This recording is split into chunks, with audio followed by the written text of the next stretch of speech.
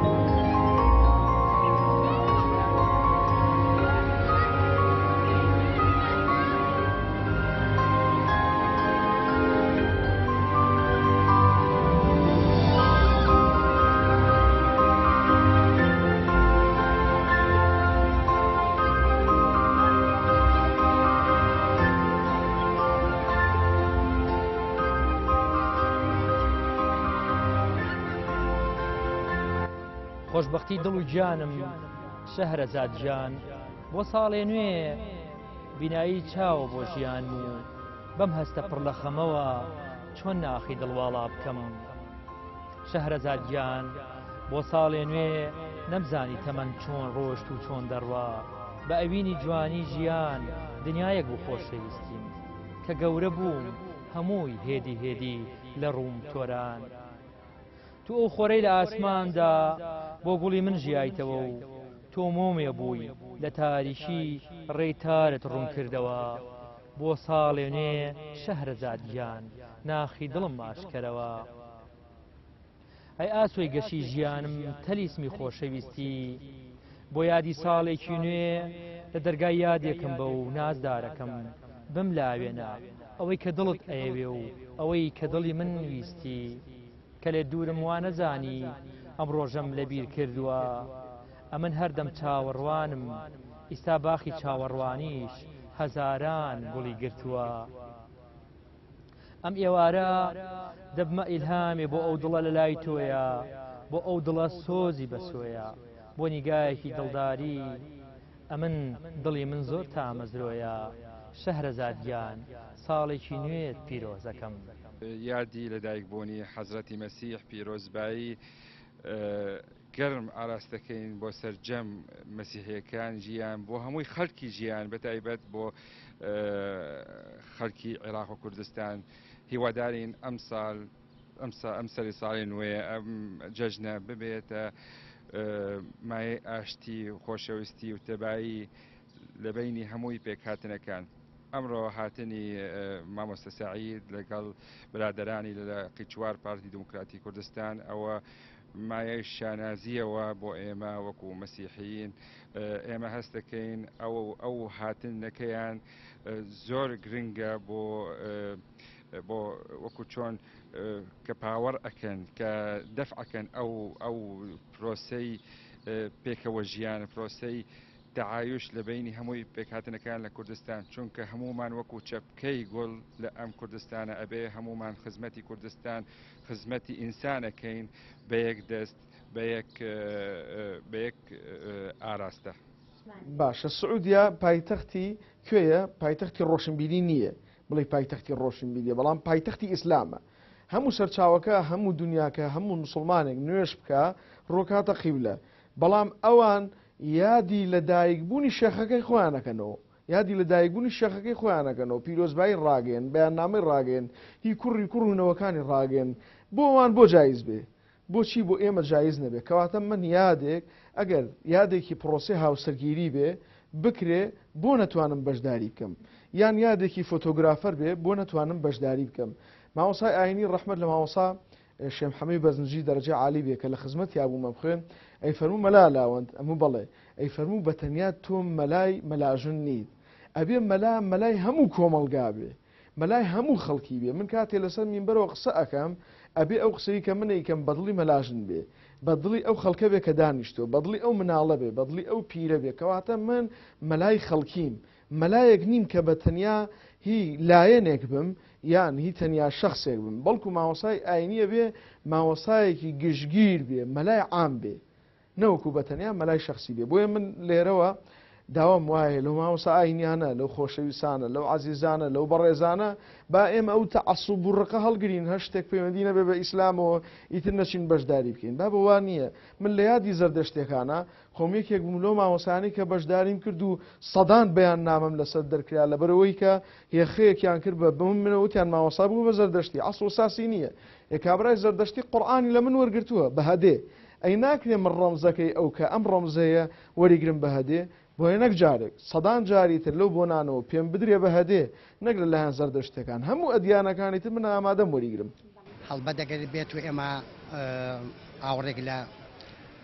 تێپەڕبوونی کات یاخود لە تێپەڕبوونی ڕۆژ و مانگ و ساڵەکان بینەوە دەبینین کە ڕۆژ بە ڕۆژ یاخود مانگ بە مانگ ساڵ بە ساڵ کە مرۆڤەکان بەرەو تەمەن و زیاتر نزیک دەبنەوە لە مەرگ هەڵبەت بە دەمەوێت ئەوە بڵێم کە ساڵی 2010 ساڵێکی نەهامەتی و پڕدەرەسەری و پڕئێش و ئازار و بەژمەینەت بوو بۆ خەڵکی شاری بۆ هەرێمی کوردستان بە تایبەتی شار و شارۆچکەکان بینیمان کە کورد بەگشتی ڕوبەڕی چەندین کێشە چەندین قەیران و چەندین دژایەتی بووەوە لە نێوان نەیارەکانیدا هیوادارم ساڵی ئایندا ساڵی 2019 ببێت بە ساڵی خێر و خۆشی ببێت بە ساڵی تەبایی و ئاشتەوایی بۆ نێو تاکەکانی کورد بۆ نێو سیاسیەکانی کورد هیوادارم ساڵی 2019 ببێت بە چەترێکی خۆشببختی کە هەمومان لە ژێرچایی ئەو چەترە خۆشببختی ساڵی 2019دا ئاسوودە بین هیوادارم و داواکاریشم بە تایبەتی لە سیاسەکانی کورد کە ساڵی 2019 بکەن بە مەشغەڵێک کار لەسەر بەرژەوەندی گشتی و کار لەسەر ئەوە بکەن کە خەڵک خۆشببختکەن و خەڵک دوورخەنەوە لە ئازار و لەو مەینەتیانەی کە لە ساڵانی ڕابردووی 2010 و ئەوانی تردا بەسەری هاتبوو. سەرەتا پیرۆزبای ساڵی نۆ لە هەموو بینەران و کوردستانیان و هەموو خەڵکی جیهان ئەەکەم بەڕاستی حەزەکەم لەم بۆنەیە شتێک بڵێم چوونە ناو ساڵێکی نیوە تاموچێژی هەیە بەوەی کە تۆ ساڵێکی تر لە تەمەنە ڕۆشتووە ئەزمموی ساڵی تازەیە زۆر گرنگە خەڵک چێژ لە ساتەکانی ژیان بە خۆشی و ناخۆشیەکانە وەرگێ زۆر گرنگە کاتەکە هەر بەڕێکردنی کات نەبێت چکە ژیان تەنها هەرەوە نیە بە خۆشیەکان و خۆش بێن ناخۆشیەکانیش ئەزمون بۆ ئینسانەکان پیاکە بۆیە کە تۆ ئەڵی ساڵێک لە تەمەنە ڕۆشتەوە بەرەو ساڵێکی ئایندا ڕۆی حەقە هەموو ساعتێک لە ساتەکان بۆت بژیت کە ئەمە هەنگاوی ساڵێکی تازەیە بۆ تۆ بۆیە هیوادارم خەڵک هەر ئەو نەبێ بۆنەکە یاد کاتەوە بەوەی کە چێتە ساڵێکی تازە و تەنها شتێکی ڕۆتین بێ بەوەی کە تۆ ئەزمموونێکی زیاتر خستۆتە سەر پاشخانی معریفەی خۆی و بەخۆشی و ناخۆشیەکان لە زاکیریا خستنی کردووە بۆ ئەوی سوودی لێوەرگێ ژیان و تەمەتوعیش کاتچکە هەندێک جار ناخۆشیەکانی ژیانە بێ بە زیکرەیاتێک ئەو کەسە پڕهێزەکە بۆ هەنگاوی ئایندا بۆیە ئەگەر تۆ وەکو ئینسانێک چێژ لە هەموو ساتەکانی ژیان و فەیلسوفەکان ئەڵێ بێدەنگ بەبات چێژ لە خۆشی سروشتەکە وەرگرم ئەگەر گەڵا ڕێزانیش بێ گەڵا بێتە خوارەوە کە دەلالت لە وشکبوونی درەختەکانەکە معنایەوەی کە ئەتوانم چێژ لە وشکبوونی و درەختێژ وەرگم بۆیە ئینسان ئەتوانێت چێژ لە هەموو ساتەکانی ژیان وەرگێ تەنها هەڕۆتی نەبێ نەخێر پێویستەکە ئەمڕۆت لە دوێنێت نەچێ سبینێت هەوڵیت زیاتر بێ بۆیە ڕۆژ لە دوای ڕۆژ هەوڵ بە شتێکی جیاوازکەی ئەو کاتە چێژ ئەو کاتێک بۆ ئینسان دیاریکراوە بە شێوەیەکی یاساکانی سروشکە تویتە دنیا و هەتاو کاتێککە ڕۆح لە شتا دەرەچێت پێویستە کاتیایە بژیت لە هەموو ساتەکانی بژین پێویستەکان ناخۆشیەکانە خۆش بوێ بەقەدەر خۆشیەکانی چونکە بەوە ئینسان ئەتوانێت ئینسان بێت توانێت مرۆڤ بێت توانی هەنگاوی بەهێز بنێ چونکە ئەگەر بیتەوە سەر خەڵکەکان ئاتە ئەو ئینسانانە داهێنەر بوون ئەو ئینسانانە بوون کە زۆر ناخۆشیان بینیوە بۆی ناتوانین بیکەی بەخیاس بڵێ وەڵا لەبەر ئێمە بوون منە کوردستان لە شەڕێکی داعشا بوون لە ناخۆشی نەها نەهامەتیان نەخێر ڕۆژێکیت بیر لەوە ئەەکەیتەوە کە ئەم ناخۆشیانی تیاژیاوی ئەزمونێکی هێزی بە تۆ زیاد کردو کچۆتە سەر پاشخانی معریفەی تۆ جا هیوادارم ساڵی نوێ بۆ هەموو کەسێک و بۆ هەموو کوردستانیان پیرۆز بێ.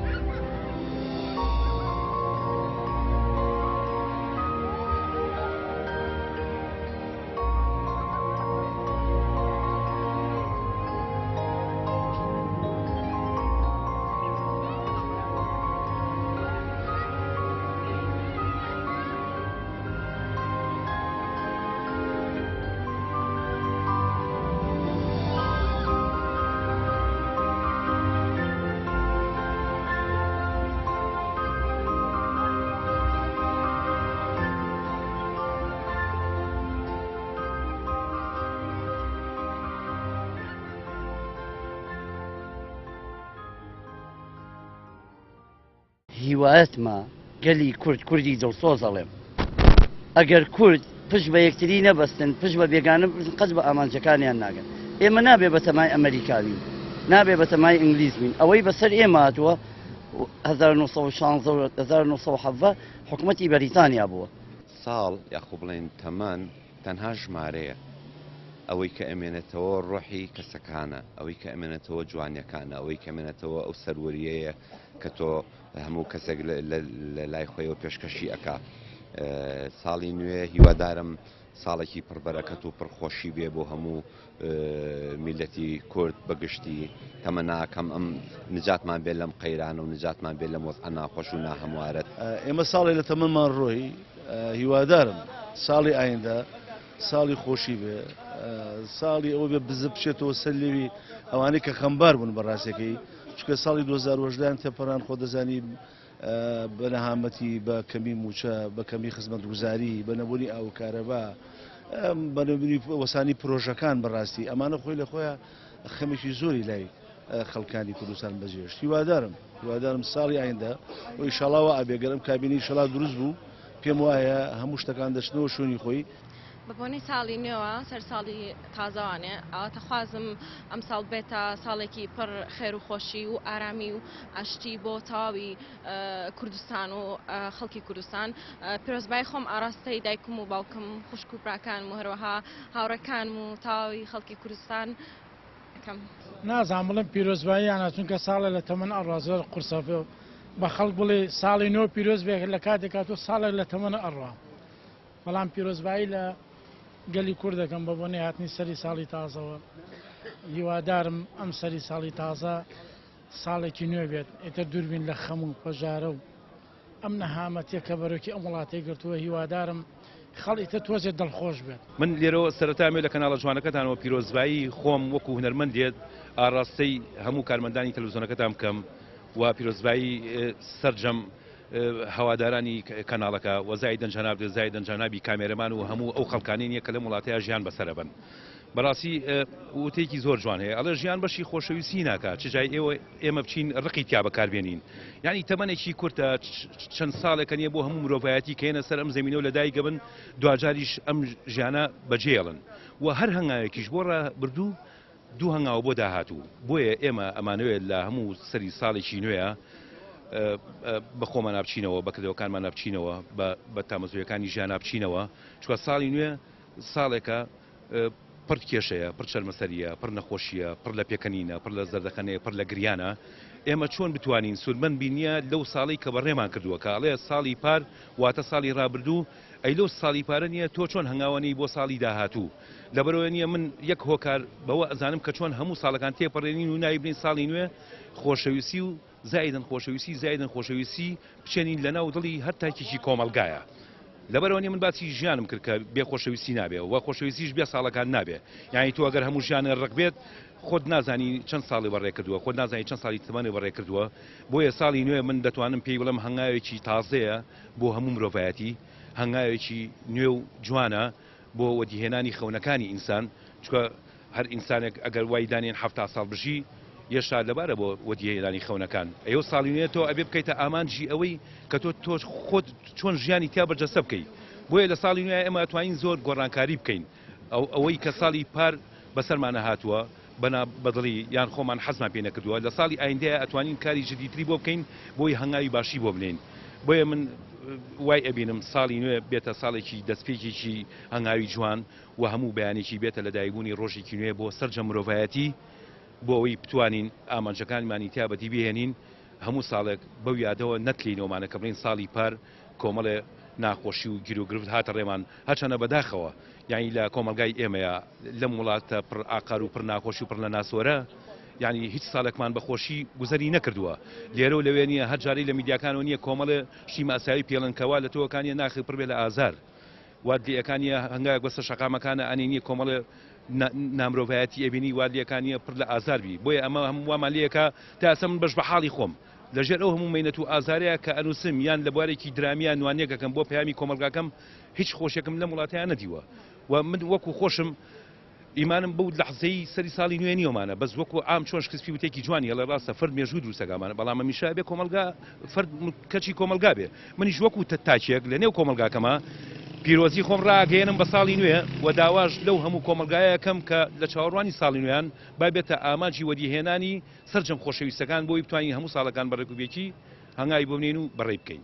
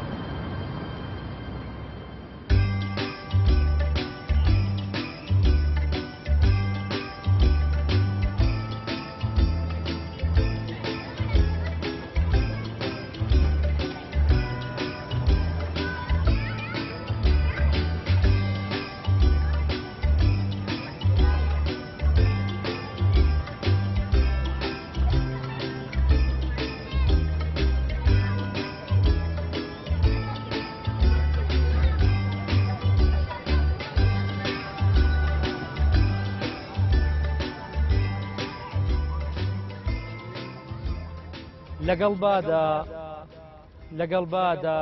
لە یەکەم وەرز و لە یەکەم ڕۆژی زستاندا لە کۆتایی ساڵێکی پڕبرین و پرازار بە ئەوینی ساڵێکی نوێ لەگەڵ بادا لە ناو بەرگەی هەوری پاییس نەرم هاتووم ئاوێتە بووم بە حەزی شوێن پێی باران لەگەڵ بۆنی ئەوە هاتووم لە خەزانی گوڵەکاندا کە تێپەڕی لە کاتی هەڵوەرینیاندا لەگەڵ یەکەم شەختەی ئەویندا زستان ئاسا بەدەم باوە نەرم بۆ تەزیینی لێوەکانی تۆیە هاتووم خوا هەستا نازدارەکەم ساڵی نوێیە پەنجەرەکە بترازێنە دڵم پراخ و برینە هەستا گوڵم لێ بڕوانە باران شعرێ بۆ نووسێ ئازمان ئاوازە بۆ چڕێ دارەکان سەماکەن زەوی بۆنێ پێبەخشێ گزنگ هەتا دیداری تۆ شعر بۆ چاو ئەنووسێ هەستە گوڵم پەنجەرەکە بترازێنە تا پێت بڵێم بەیانی باش منم عەوداڵی ڕوخسارت خاوەن دڵێکی ورد و خاش ماڵی دڵم ڤینۆسەکەم ئیمڕۆ زستانە ساڵێکی نوێ ئەمڕۆ زستان ساڵێکی نوێ زۆر بەناسر باران بە ئیحساسەوە ئەبارێ قەول وایە دڵی من و خاکی وشک و کانیاوەکان پاراو بکەن جار ناجارێ با پێت بڵێم بەیانی باش گیانی دڵم هەور شاری داپۆشیوە و باران بە لێزمەدا کاو چەم و جۆبار پێکەنیوە سەما ئەکەن پەپولەکان باران بۆنی قژ نەکا ڕۆحم لە تەنیش دڵتایە نەربە باران تەڕی نەکا بەیانیت باش هەناسەکەم هەستە گوڵم پەنجەرەکە بترازێنە بە چێژێکی ساڵی نوێوە لە وەرزێکی تەڕ و وشتی ئەم زستانە لە گزنگەوە هاتووم بە سەدان خەیاڵی سەرکەش و خەونی بەربارانەوە هاتووم بڵێم ناڕۆمەوە پەنجەرەکەم لێ بکەرەوە بارانی ئەم شەولەی داوم و مەلی بێلانم هاتووم شپرزە و ترساوم گوڵم هەستە بە ئەسپایی پەنجەرەکە بترازێنە ڕوخساری شێواوم بدوێنە بە ژێرباڵی هەورا هاتووم لەگەڵ فرمێسکی ئاسمانە بە دزی دڵمەوە هاتووم زانیم لە ناو دڵمانستووی هاتووم بڵێم بەیانیت باش ساڵی نوێت باش زانیم لە ناو دڵمانستووی ترپەی دڵم بۆ ڕاگرتووی شعرەکانم بۆ ڕاخستووی باران وا گەشتە سینەم لە ناو دڵما هەڵم گرتووی دەستەکانم هەستەکانم ئیلهامی شعری گریاوم چاوەکانم تێنووسەکەم لەگەڵ نیگای حەپەساوم ئاوێتەی سەمای شەوێ بوون لە بێدەنگیدا غەرق بوون هەستە بڵێ بەم شەوە چۆنە هاتووی هەستە بڵێ بەم ساڵی نوێ چۆنە هاتووی هەور دەستی گرتووی هاتووی باران ڕێنیشانت بووە و بە باڵی بادا هاتووی پێش پێدە چۆنە هاتووی هەستە بڵێ تا پێت بڵێم چۆنە هاتووم تا پێت بڵێم ساڵی نوێت باش پاساریەکان دەستیان گرتووم عشق باڵی لێ دەرکردووم خۆشەویستیت ڕۆحی بردووم هاتووم بڵێم بەیانیت باش خاوەن دڵێکی ورد و خاش گوڵم هەستە پەنجەرەکە بترازێنە نیگای ماتم بدوێنە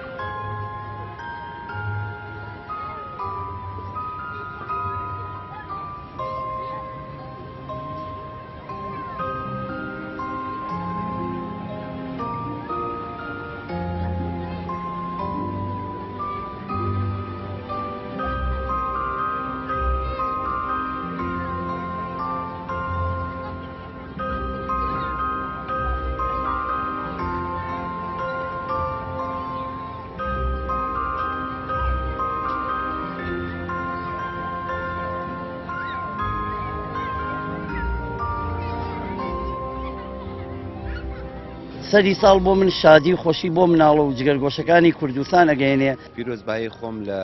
هەموو کەسێکی ئەم وڵاتە ئەگەێنم بە تایبەتی ماڵە شەیدەکان لەو ماڵە فەقیرەکان پێش دەوڵەمەنەکان تەمەناکەم هەموو خەڵک بەختەوەر و خۆشبەخت بژی تەمەناکەم ساڵی ئایندە ساڵی خۆشی و گەشتن بە هەموو ئاواتەکان بێ بۆ هەموو کەس پێم وایە تۆ بێ دائیمەن ئینسانە بێ گەژبین بێ نەک ڕژبین پێم وایە بەڵێ من زۆر گەژبینم بەوەی کە ساڵی نوێ ساڵێکی خۆشە بێ بۆ هەموو لایەکمان و ئیشەڵا ئەوە دوعای هەموو لایەکمانە هەموو تاکی حەزەکە هەموو دەقەیەکی نوێبوونەوە بێ نەک ساڵێک هەموو چرکێک لە ژیانی هەنگاوێک بنێ بۆ ئەوەی کە خۆی مەبەستێتی من حەزەکەم وەکو خۆم ساڵی نوێ بۆ من ساڵێک بێ جیاواز بێ حەزەکەم ئەو شتانەی کە لەبوو پێش لە دەسماوە پێی بگەم بەڵام بەعام وەکو خەڵکی کوردستان زۆر ناومێدین لە ژیانە هیوادارم ساڵی 2019 وەکو ساڵەکانی پێشوو نەبێت تۆزێ هەریش نەبێت بتوانێت بسێ بخاتە سەر لەوێ ئەم خەڵکە بێگومان ئەتوانین سەری بکەینەوەمانە یعنی بۆ هی ئێمە نەبێ ساڵی نوێ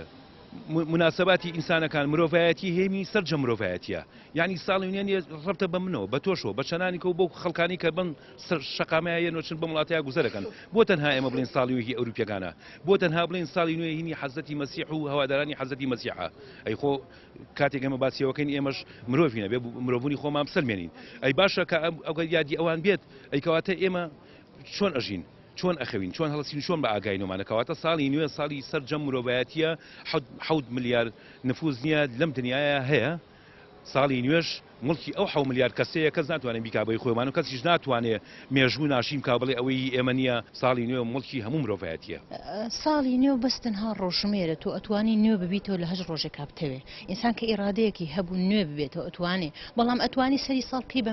مناسبەیە کە لە زاکری خۆتا هەبێت کە ئەو ڕۆژە تۆ بڕیاری نوێ بوونەوە داوە تۆ ئەتوانی لە هەموو ڕۆژەکانی زەمەنا لە هەموو ڕۆژەکانی ساڵان نوێ بوونەوە دروستکەی بەڵام سەری ساڵ لەبرێت قۆسێکی تیاز خاڵک زۆرترین با بڵێم ئاهەنگە گەڕێ بۆ ڕۆژە ئەتوانی ڕۆژەکە بکەی بە بۆنێک لەو ڕۆژەیە تۆ توانی بڕیاری نەبوون حتممە نتوانانی تو هەر ڕۆژێ بتوێتوانی نەبوونەوەکەی بەڵام ساڵی تازە تام و چێژێکی تازێ چکە تۆ زانانی ساڵێک بەڕێکوت و هەنگاوێکی تازەش یەتەکایەوە.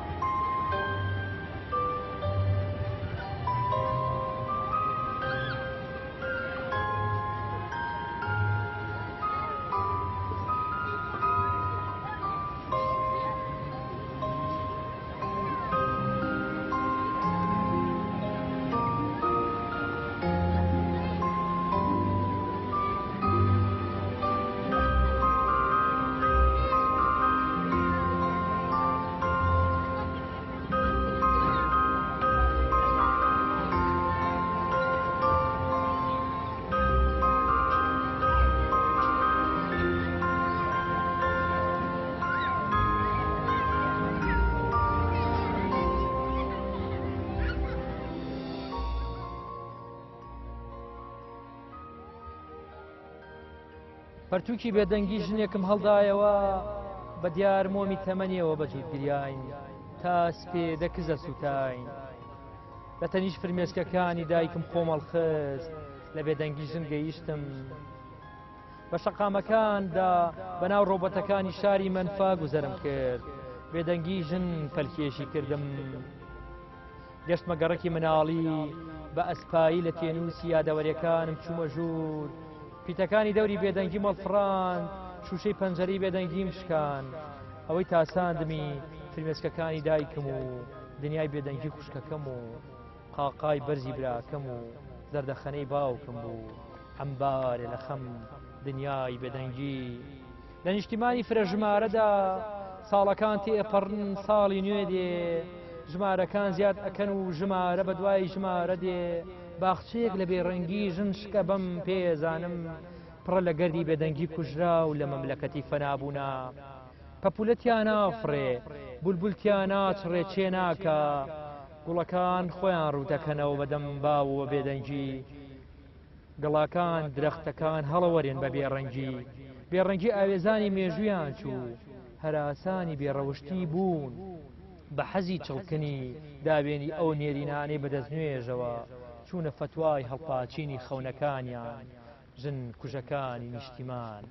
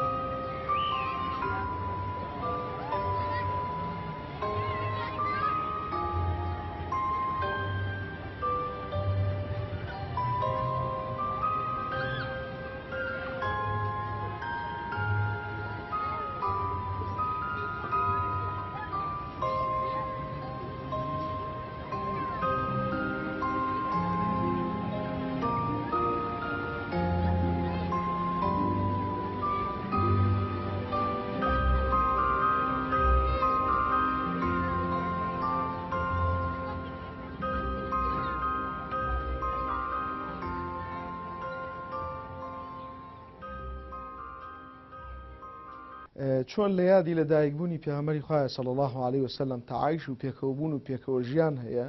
لە یادی لە دایکبوونی پێغەمبەرەکەی منە کابرایەکی مەسیحی دێتە یادەکەی منەوە کابرایەکی زەردەشتی دێتە یادەکەی منەوە کابرایەکی جوولەکە یەهودی نەسارا دێتە یادی لە دایکبوونی پێغەمبەرەکەی منەوە صلی الله علیه وسلم کەواتە وەکو ئیسلام وەکو ئاینی پیرۆز ئیسلام جایزە لە ڕۆژی لە دایکبوونی حەزرەتی مەسیح عليهم الصلاة والسلام پیرۆزبایی خۆت ڕابگەێنی بەیاننامەی خۆت ڕابگەێنی پیرۆزە ئەم یادە ئێمەش وەکو مسلمان پیرۆزیەکەینە تاوەکو پێکەوبوون و پێکەوە ژیان هەبێ چۆن حەزەتی عیسا عليهم الصلاة والسلام پێغەمبەرێکە ئەوان ئەڵێن هی خاوەنی ئێمەیە ئێمەش ئەڵێن پێغەمبەرەکەی ئێوە خاوەنی ئێمەشە کەواتە ئەو یەکێک لە ئەرکانی ئیسلام باوەڕ بە پێغەمبەران عليهم الصلاة والسلام مادام ئێمە باوەڕمان هەیە بەو پێغەمبەرانە کەواتە بێ یادکردنەوە و یادی لە دایکبوونی وانش پیرۆزکەین هیچ شکالێکی تیان نیە بەڵام بەم شێوەی ئەمڕۆنا پەیامی منەوەیە یاخوا پیرۆز بێ یاخوا پیرۆز بێ سەری ساڵی نوێ ئینشاءالله تەمەناکەم 2019 ببێ بە مای خێر و خۆشی و خۆشبەختی ئێمە بێ لە ساڵێکە کە لەو شەوە یەکی 2019 ئێمە لەو شەوەیە منوەکو خۆم بەڵام لەو شەوەیە پێویست بە حەفلە و ئاهەنگ ئەکا و پێویستەکە لەگەڵم حەفلە و ئاهەنگە پێشبەخت تۆ بگری بۆی کە تەمەنێکت ڕۆیش گوزەشتی کرد بەڵام کە بوو بەیەکی یەک بوو بە سەری ساڵ لە 12 دقیقەیشەوە تۆ لەو کاتەیە حەفلەی خۆت دەرببڕە دڵخۆشی خۆت دەرببڕە ئاهەنگی خۆت دەرببڕە بە شێوەیەکی شارستیانە و مرۆڤایانە ئەم بەم شێوەیە کە دەرت بڕی دڵخۆشی و پێشوازیەکەی لە ساڵێکی نوێ تەمەناکەم انشاءالله ساڵی نوێ پیرۆز بێ و لێرەوە پیرۆزبایی لەسەر جەم برا مەسیحەکانەکەم ئێوە برای ئێمن إنما المؤمنون إخوة ئێمە هەمومان برای یەکترین هەمومان پێکەوە جوانین من بێ ئێوە نیم ئێوەش بێ ئێمە نین ئێمە هەمومان پێکەوە جوانین بۆیە پیرۆز بێ ئەو یادە تەمەناکەم انشاءالله بێتە مای خێر و خۆشی و خۆشبەختی بۆ خاک و وڵات و نیشتیمانمان من ناڵم لەو شەوەیە هەمومان ڕەقس بکەین من بۆی کە مەسەرەن خەڵکی جوان وازەحتر لە لای بێ بەڵام بۆ ڕائی گشتی من ئەڵێم ئەبێ هەموو ئەدیانەکان پێکەوە بین چونکە لە بیرمان نەچێ قورئان پێمانە فەرمێ لەکم دینکم وەلیە دین ئەوان دینی خۆیان بۆ خۆیان خوا بە پێغەمبەری خوا فەرمێ ئەوان دینی خۆیان بۆ خۆیان ئێوەش دینی خۆتان بۆ خۆیان یعنی مانای نییە کابرایەکە یەزیدیە یاخود نەسرانیە یاخود زەردەشتیە جوولەکەیە لەبەرەوەی کە لەگەڵ دینەکەی من نییە بڵێ منەمە کافرە و پەیوەندی بە منەوە نییە پێغەمبەری خوا دراوسەکەی جوولەکە بوو سەردانی کردووە و نانی جوولەکەشی خواردووە حادیثیشمان هەیە لەم بارەوە کەواتە بێ هەموو ئەدیانەکان پێکەوە بن چۆن ئەوان لە ڕۆژی لەدایکبوونی پێغەمبەرەکەی منە پیرۆزباییەکان منیشە بێت لە یادەکانی ئەوانە کە خۆیان بە پیرۆزی زانن چۆن ئەوان من یادەکەی خۆم بە پیرۆز زانم بەڵام عەقیدەی سەلەفی لەولا وڵێ یادەکەی تۆ جایز نییە خۆ مسلمانیشە ئەمە دەڕیشی و شەڕواڵیشی کوور کردوێتەوە ئەڵێ جایز نییە یادی پێغەمبەرەکەت بکەیتەوە بیدعەیە حرامە ناشەرعیە کەوان مسلمانیشن بەڵام یەزیدێکە مەسیحەکە یادکردنەوەکەی منی پێجایزە بۆ من هی ئەوانم پێجایز دەبێ